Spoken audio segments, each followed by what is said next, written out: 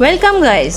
अब तक तो हम सभी जानते हैं कि इस साल G20 की प्रेसिडेंसी इंडिया के पास थी, यानी कि दुनिया के बड़े 20 ममालिक के दरमियान होने वाले तमाम फोरम्स और तमाम समिट्स इस साल इंडिया ने होस्ट किए। इसी सिलसिले में G20 का जो मेन समिट था वो हुआ 9 और 10 सितंबर 2023 को दिल्ली में।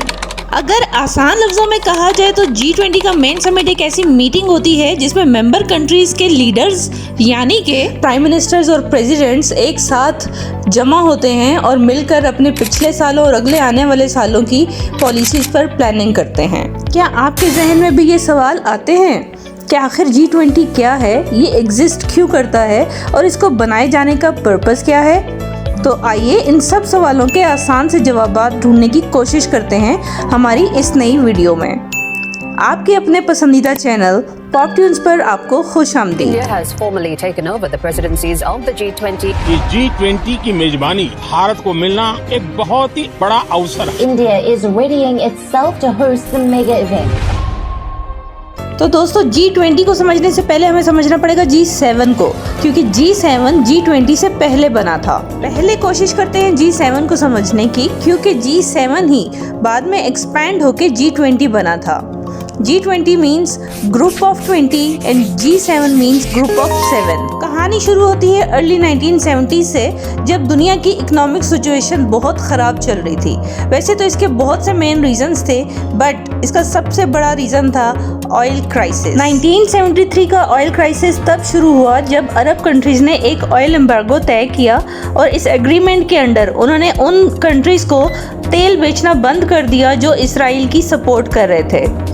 मोस्टली ये वेस्टर्न कंट्रीज ही थे, जैसे कि अमेरिका और यूरोप। इन वेस्टर्न कंट्रीज की इकोनॉमीज हेवीली डिपेंडेंट थी मिडिल ईस्ट से आने वाले ऑयल सप्लाई पर।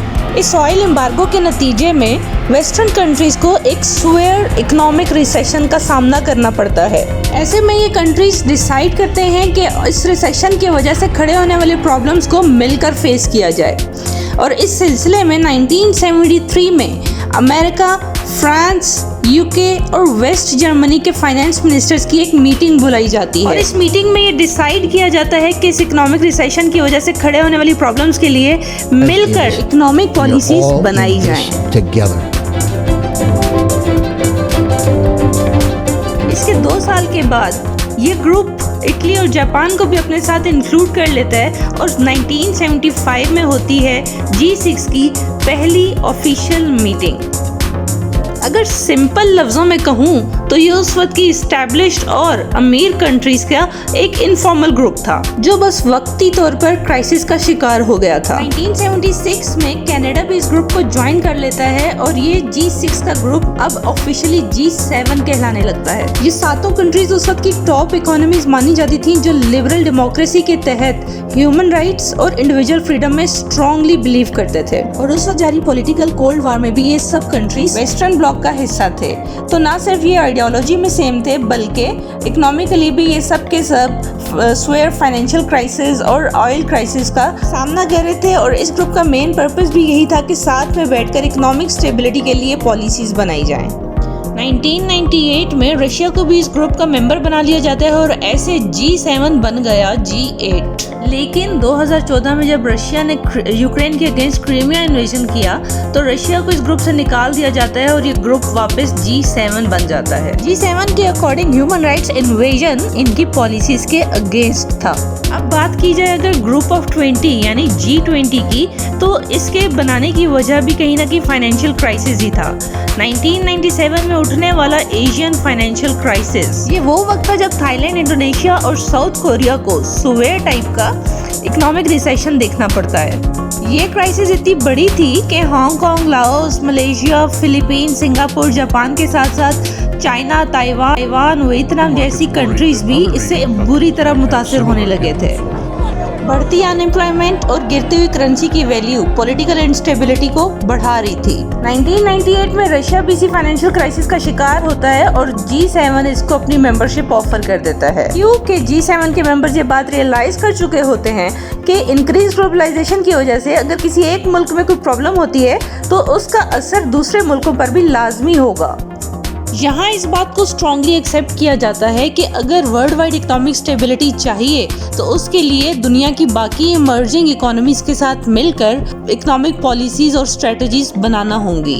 एक बार फिर बुलाई जाती है G7 मेंबर्स के फाइनेंस मिनिस्टर्स की मीटिंग, जहाँ पे 26 नवंबर 1999 को वो G20 यानी ग्रुप ऑफ 20 की बुनियाद रखते हैं। अब अगला मरहला था उन कंट्रीज़ की सिलेक्शन करना जिनको G20 लिस्ट में शामिल किया जा सके, मगर ये सिलेक्शन होगी किन बेसिस पर? पहले नंबर पर तो ये फैसला कर लिया जाता है कि जो एग्जिस्टिंग G7 के मेंबर्स हैं वो G20 के मेंबर्स भी रहेंगे। सेकेंड क्राइटेरिया के अकॉर्डिंग बड़ी इकोनॉमीज को हैंडल करने में एक्सपीरियंस्ड कंट्रीज जैसे कि चाइना, इंडिया, ब्राज़ील, रशिया जैसे कंट्रीज को मेंबरशिप दे दी जाती है। थर्ड क्राइटेरिया में रीजनली स्ट्रॉन्ग इकोनॉमीज को कंसिडर किया जाता है, क्योंकि हर रीजन से कोई ना कोई एक रिप्रेजेंटेटिव होना ज़रूरी था। तो एशिया से इंडोनेशिया और साउथ कोरिया, साउथ अमेरिका से ब्राज़ील और अर्जेंटीना, नॉर्थ अमेरिका से मैक्सिको, ओशनिया के रीजन से ऑस्ट्रेलिया और मिडिल ईस्ट से सऊदी अरब और टर्की को, और यूरोप से G7 के इनिशियल कंट्रीज के अलावा पूरे यूरोप को रिप्रेजेंट करने के लिए यूरोपियन यूनियन को एज अ होल कंसिडर कर लिया जाता है। आम जुबान में कहा जाए तो दुनिया की टॉप जाइंट पावर्स को मिलाकर एक फोरम बना दिया गया, giant in terms of politics, economy, military and population. Interestingly G20 का मेन पर्पस फाइनेंशियल क्राइसिस को डील करना था, इसलिए इनकी एनुअल मीटिंग्स भी इन मेंबर कंट्रीज के फाइनेंस मिनिस्टर्स और स्टेट बैंक गवर्नर्स के बीच में ही होती थी, और यही सिलसिला जारी रहता है 2008 के ग्लोबल फाइनेंशियल क्राइसिस आने तक। The signs were everywhere, but now it's official, we are in a recession. There's been a widespread loss of confidence, and major sectors of America's financial system are at risk of shutting down. इस situation में G20 ने अपने बीच mutual cooperation को बढ़ाने के लिए finance ministers के अलावा अपने प्रेसिडेंट्स और प्राइम मिनिस्टर्स के एनुअल मीटिंग्स पर भी जोर दिया, ताकि फ्यूचर में आने वाले ऐसे मजीद फाइनेंशियल क्राइसिस को अवॉइड किया जा सके। तो प्यारे दोस्तों, इस सिलसिले में G20 लीडर्स की पहली ऑफिशियल समिट 2008 में वाशिंगटन DC में रखी जाती है, जिसमें ये सारे 20 कंट्रीज के लीडर्स ये डिसाइड करते हैं कि ये आपस में मौजूद ट्रेड बैरियर्स को घटा देंगे, स्पेंडिंग्स को मैक्सिमम लेवल तक ले जाएंगे, और इस सिलसिले में $4 ट्रिलियन की स्पेंडिंग्स करने का तहैया किया गया, ताकि ये एक दूसरे की इकोनॉमी को बूस्ट कर सकें। यही G20 के मेंबर्स ग्लोबल GDP में 85% से ज़्यादा कंट्रीब्यूट करते हैं। ग्लोबल ट्रेड 75% से ज़्यादा इन्हीं कंट्रीज के बीच में होती है, और इनकी combined population 2/3 of the world से ज़्यादा। 2008 से G20 के लीडर्स हर साल अपना एनुअल समिट कंडक्ट करते हैं, जिसको turn wise member countries host करते हैं। G20 समिट्स की मैनेजमेंट और इनकी वर्किंग पॉलिसीज को लुक आफ्टर करने के लिए मेंबर कंट्रीज ग्रुप्स की फॉर्म में काम करते हैं। इन ग्रुप्स को ट्रॉइका सिस्टम कहा जाता है, जो G20 एजेंडा के स्मूथ फ्लो को मैनेज करती हैं। हर ग्रुप में 3 मेंबर कंट्रीज होते हैं, current G20 president, previous G20 president और अपकमिंग G20 प्रेसिडेंट। पिछले साल ये समिट इंडोनेशिया में हुआ था, इस साल इंडिया में, और अगले साल होगा ब्राज़ील में। तो इस तरह इंडिया, इंडोनेशिया और ब्राज़ील एक ट्रॉइका सेट है G20 मेंबर्स का। G20 की जो प्रेसिडेंसी है यानी होस्टशिप, वो रोटेशनल बेसिस पर काम करती है। इसका मतलब ये है कि हर साल एक नए मेंबर को, G20 मेंबर को समिट्स होस्ट करने का मौका दिया जाता है। 2023 G20 की प्रेसिडेंसी इंडिया के पास आना was a part of process. G20 member होने के नाते इस साल नहीं तो अगले साल इंडिया के पास G20 की प्रेसिडेंसी आना ही थी। अगर आप लिस्ट उठा के देखो G20 समिट्स की, तो 2008 से लेकर अब तक ये 18th G20 समिट थी। अब तक सिर्फ अमेरिका को 2 दफ़ा G20 समिट को होस्ट करने का मौका मिला है, 2008 और 2009 में। वो भी शायद इसलिए क्योंकि 2008 का जो फाइनेंशियल क्राइसिस था जिसकी वजह से G20 को बनाया गया था, वो फाइनेंशियल क्राइसिस अमेरिका से ही स्टार्ट हुआ था। लेकिन उसके बाद से हर मेंबर कंट्री को एक बार चांस मिला है प्रेसिडेंसी का। 2009 में अगर देखें तो यूके, 2010 में कनाडा, 2010 में साउथ कोरिया, 2011 में फ्रांस, फिर 12 में Mexico, Turkey, China, Germany, Argentina, Japan, Saudi Arabia, Italy, 2022 में इंडोनेशिया और 2023 में इंडिया।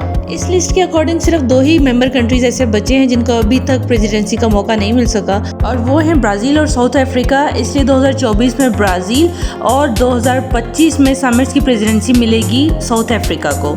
इसके बाद ये रोटेशन सिस्टम दोबारा से शुरू हो जाएगा 2026 में यूएसए से। ऐसे नॉर्मली हर मेंबर कंट्री को G20 समिट को होस्ट करने का मौका 20 साल में सिर्फ एक बार ही मिलता है। इन मेंबर कंट्रीज के अलावा कुछ कंट्रीज को एज अ गेस्ट भी G20 समिट्स में इनवाइट किया जा सकता है, जैसे कि स्पेन एक परमानेंट गेस्ट इनवाइटी है G20 समिट्स का। मोरओवर होस्ट कंट्री के पास ये अथॉरिटी होती है कि वो जितने चाहे नॉन मेंबर कंट्रीज को भी एज अ गेस्ट इनवाइट कर सकता है एनुअल समिट्स में। और अपनी इसी अथॉरिटी का इस्तेमाल करते हुए इंडिया ने 9 नॉन मेंबर कंट्रीज़ को इनवाइट किया G20 एनुअल समिट 2023 में, जिनमें स्पेन के अलावा UAE, Bangladesh, Netherlands, Egypt, Oman, Singapore, Mauritius, Nigeria शामिल थे। कुछ बड़े और इंटरनेशनल इंस्टीट्यूशंस भी G20 की परमानेंट गेस्ट इनवाइटीज लिस्ट का हिस्सा हैं, जैसे कि African unions, United Nations, IMF, WHO, WTO etcetera. Although G20 summits का मेन पर्पस आज भी इंटरनेशनल फाइनेंशियल स्टेबिलिटी को प्रमोट करना है, लेकिन ओवर द ईयर्स इन्होंने बहुत से दूसरे टॉपिक्स को भी कंसिडर करना शुरू किया, जैसा कि सस्टेनेबल डेवलपमेंट, क्लाइमेट चेंज और ऐसे ही दूसरे मेजर इश्यूज। इन सबसीक्वेंट प्रॉब्लम्स को हल करने में एक प्रॉब्लम ये खड़ी होने लगी कि G20 मेंबर्स के हर कंट्री की अपनी अलग एजेंडाज और अपनी अलग पॉलिसीज़ होती हैं। सो इन 20 ममालिक के लिए किसी एक चीज़ पर, किसी एक सोल्यूशन पर अग्री करना मुश्किल होने लगा। इन्हीं डिफरेंसेस की वजह से चाइनीज़ प्रेसिडेंट शी जिनपिंग 2023 के G20 के एनुअल समिट से एब्सेंट रहे। उससे कुछ महीने पहले इंडिया की तरफ से होस्टेड श्रीनगर में होने वाली टूरिज्म मीटिंग G20 की कंडक्ट की गई थी, जिसको चाइना और सऊदी अरेबिया ने बॉयकॉट किया था।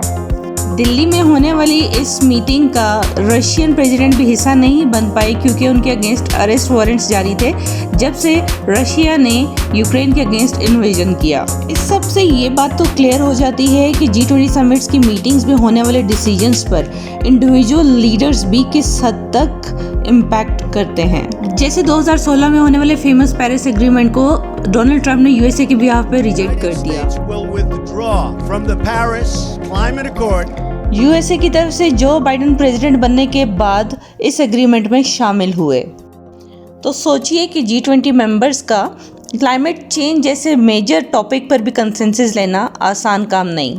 हर साल G20 मीटिंग्स के लिए होस्ट कंट्री एक थीम डिसाइड करता है, जैसे कि इंडिया ने इस साल वसुधैव कुटुंबकम की थीम अपनाई थी, जिसमें उन्होंने ग्रीन डेवलपमेंट और सस्टेनेबल डेवलपमेंट की थीम पर बात की। इसके अलावा डिजिटल इंफ्रास्ट्रक्चर और वुमेन लेड डेवलपमेंट पर भी फोकस किया गया। पर अब आप ये सोचोगे कि 2 दिन की मीटिंग में इन सब मुद्दों पर बात कैसे की जा सकती थी। तो दोस्तों, G20 की जो मेन मीटिंग होती है, जिसे समिट ऑफ मेन लीडर्स कहा जाता है, सिर्फ वही 2 दिन चलती है। इसके अलावा और भी बहुत सी मीटिंग्स है G20 की जो डिफरेंट डेट्स पर कंडक्ट की जाती हैं, जैसे कि मिनिस्टर लेवल समिट्स, जिसमें सारे मेंबर कंट्रीज के फाइनेंस मिनिस्टर्स मिलकर फाइनेंशियल पॉलिसीज बनाते हैं, या फिर हेल्थ मिनिस्टर्स और एग्रीकल्चर मिनिस्टर्स की मीटिंग, जो कि इस लिस्ट के अकॉर्डिंग 26 अगस्त 2023 को हुई। फिर 22 जुलाई को हुई एनर्जी मिनिस्टर्स की मीटिंग, 21 जुलाई को होती है लेबर एंड एम्प्लॉयमेंट मिनिस्टर्स की मीटिंग। इन मीटिंग्स की लोकेशंस भी डिफरेंट होती हैं, जैसे एनर्जी ट्रांजिशंस की मीटिंग हुई गोवा में, लेबर एंड एम्प्लॉयमेंट मिनिस्टर्स की मीटिंग हुई इंदौर में, और कल्चरल मिनिस्टर्स की मीटिंग हुई वाराणसी में। इसके अलावा G20 ने डिफरेंट एंगेजमेंट ग्रुप्स भी बना रखे हैं, जैसे B20 बिजनेस के लिए, C20 सिविल सोसाइटी के लिए, W20 वुमेन के लिए, Y20 यूथ 20 के लिए और T20 क्रिकेट नहीं थिंक टैंक के लिए, जिसमें इन 20 कंट्रीज के थिंक पैड्स आपस में मिल बैठते हैं। इसके अलावा 3 से 6 सितंबर 2023 को होती है शेरपास मीटिंग। वैसे तो शेरपा नेपाल के एक नेटिव ट्राइब का भी नाम है, मगर यहाँ पे शेरपा का मतलब है G20 मेंबर्स में से हर एक का एक पर्सनल रिप्रेजेंटेटिव, यानी हर मेंबर कंट्री की तरफ से एक person as a main point of contact meetings में मौजूद हो, जो अपने कंट्री के बिहाफ पर उनकी पॉलिसीज को आगे रिप्रेजेंट करेगा। तो मेन लीडर्स समिट से पहले इन शेरपास की भी एक मीटिंग कंडक्ट की जाती है, ताकि मेजर इश्यूज को डिस्कस करने से पहले हर कंट्री अपना पॉइंट ऑफ व्यू प्रेजेंट कर दे। इस डिक्लेरेशन को एडप्ट करने की घोषणा करता हूं। ये थी एक समराइज्ड इन्फॉर्मेशन कि कैसे G7 बना, G8 और G8 से फिर से G7 और फिर G7 से G20। अभी भी बहुत कुछ है इस बारे में जानने के लिए। वीडियो क्लिप्स में देख सकते हैं आप कुछ मेजर हाइलाइट्स G20 समिट के 2023 के जो इंडिया ने होस्ट किया। उम्मीद है इस वीडियो से G7 और G20 के वर्किंग मेथड्स और पॉलिसीज़ के बारे में जानने को आपको बहुत कुछ मिला होगा।